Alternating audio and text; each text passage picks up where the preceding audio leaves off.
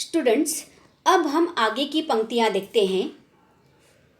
गुजर जाती है कंप्यूटर के पर्दों पर, बड़ी बेचैन रहती हैं किताबें।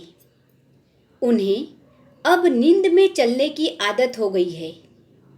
जो कदरें वो सुनाती थी कि जिनके सेल कभी मरते नहीं थे, वो कदरें अब नजर आती नहीं घर में, जो रिश्ते वो सुनाती थी।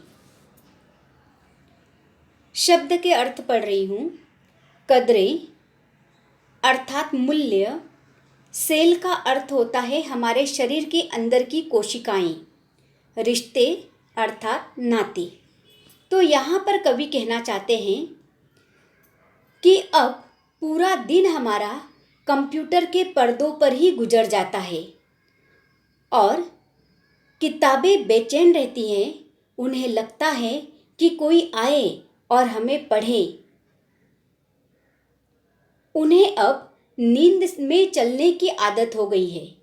अर्थात कवि यहाँ पर कहना चाहते हैं कि अब हमारा किताबों से नाता इस कदर खत्म होते जा रहा है कि किताबें अब कवि के सपनों में भी आने लगी हैं।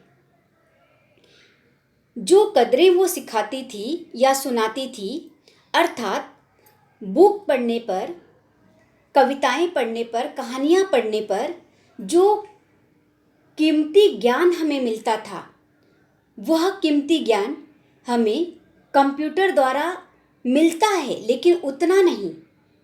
एक बुक जब हम अपने हाथ में लेते थे, उस बुक को हम कंप्लीट करते थे। स्टोरी में आगे क्या होगा, आगे क्या होगा, यह दिलचस्पी बनी रहती थी।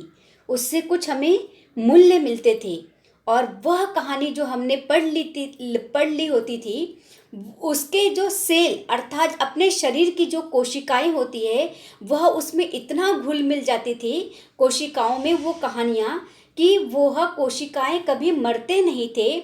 मतलब जो किताबें हम पढ़ते थे, उन किताबों के जो मूल्य रहते थे, जो ज्ञान रहता था या जो उससे सीख मिलती थी, वह सीख हमेशा के लिए हमारे शरीर में या हमारे नस नस में बस जाता था।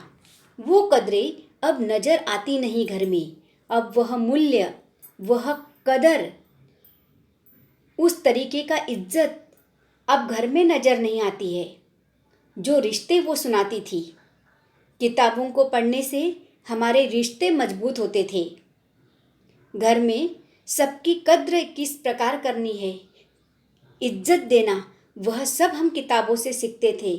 किंतु अब वैसा रहा नहीं है।